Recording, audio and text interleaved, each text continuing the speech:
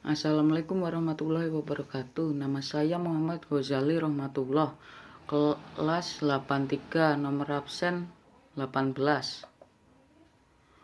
Padha ngulangen ing kalbu ing sasmita amrih lantip. Ojo pecep mangan endra kang prawi randen kaesti.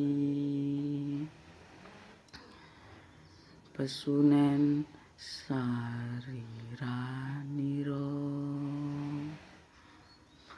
cegah dahar lan lawan gule